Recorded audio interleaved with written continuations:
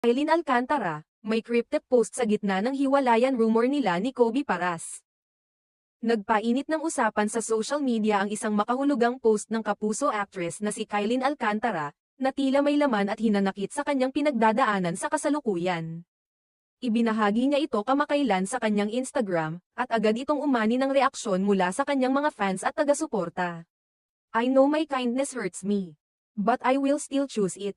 Sa nasabing post, nagbigay si Kylene ng isang malalim at emosyonal na mensahe tungkol sa kabutihan.